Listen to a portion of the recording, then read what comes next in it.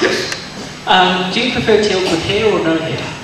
Well, I prefer Teal with hair. Because when it was Teal with no hair, I was the one that had to shave every day.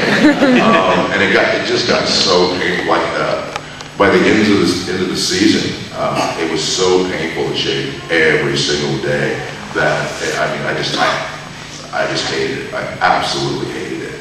And I don't know, what do you guys think? Okay, how many like Teal with hair? Yeah, with hair. And how many without? Oh! I think the hair's happy. Yeah, I mean, originally, when I first was put on tape for Teal, I had longer hair than I have now. So if you see the original conceptual drawings of Teal, they're all with him having really long hair. And he also had like dangly earlobes. He had like long earlobes. And one of the big Egyptian things, what's that called? What's that called? Goatee. The Egyptians did not call it a goatee. So he had one of those, but then they realized that if Teal had these, and you know, they all had to be, was that funny, baby?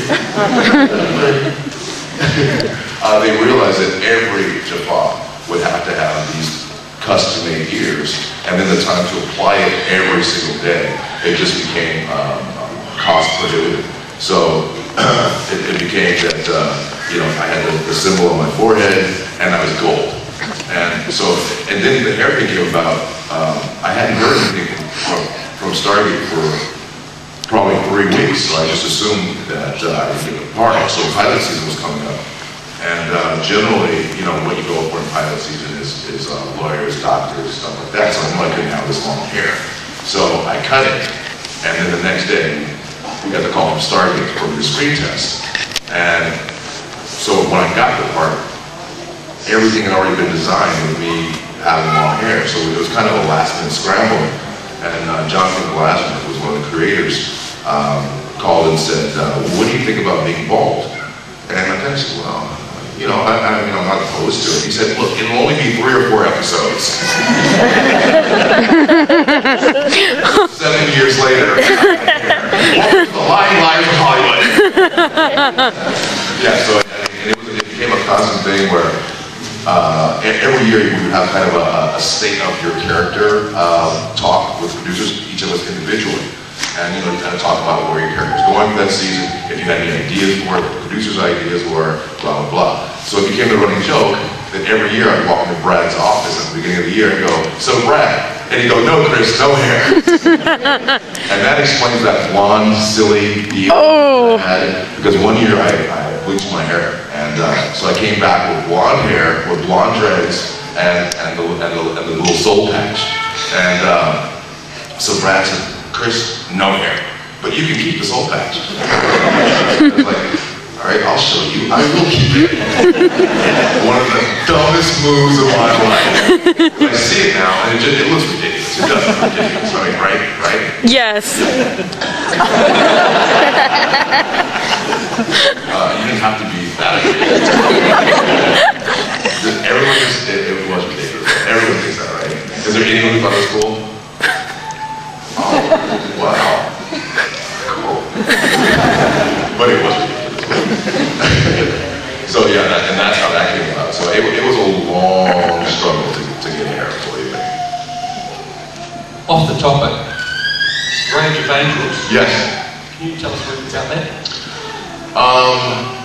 No. In a nutshell, the Archangel Michael has been killed on Earth. And the Archangel Gabriel comes down to find out why. And so it's you know what I love about Stargate is that the family can sit around and all watch together, discuss it, enjoy it. And, but this will not, I repeat, not be a show that you can watch with your children. This will be like a sci-fi fantasy show for adults. So and Shanks is playing Lucifer. And yeah, I play the Daniel angel. Jackson. Shanks plays Lucifer. And Alexis will be Gabriel's kind of sidekick slash guide on her. So what I'm trying to do is, it's a very different feeling than Stargate.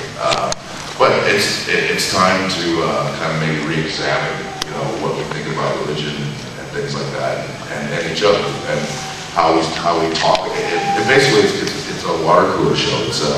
It's something that hopefully will have people in heated discussions, and hopefully that'll promote more understanding, maybe about different religions we don't know, maybe about different people we don't know, and just to kind of get that dialogue started.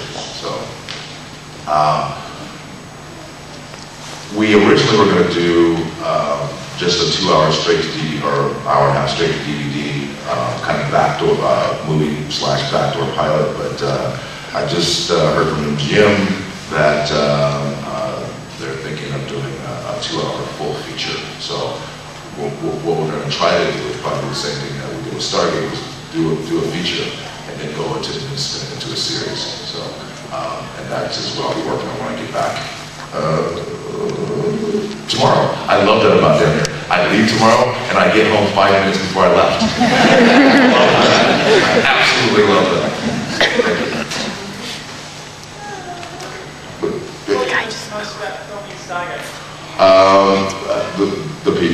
The people.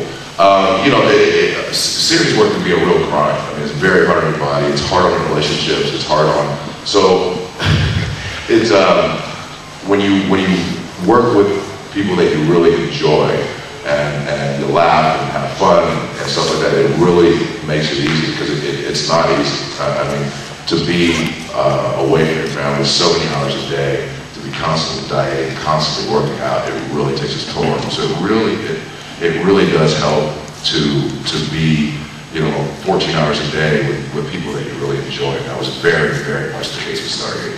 Very much. Thank you. I was wondering how the movie and the series, is there any difference between those when you find the movie? Is there any difference between the movie and the first movie? Dark and true. You just watched it! Yeah, no, you just watched! I know. If I think there's any difference? Do you find there was a difference between the movie and the shooting the series? Oh, it's shooting the series. Not a whole lot. We just had more time and more money. Our page counts during the series, we would try to shoot anywhere from 6 to 9 pages a day.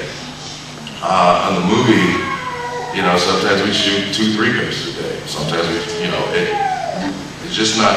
There's not the same time constraints nor budgetary constraints. Where if you thought of something on the day, we had time to explore that stuff, or to relight stuff if we wanted to switch something, or just whatever. That's the difference between shooting a series and a movie. Just basically more money, more time. And as you can see, the effects are bigger.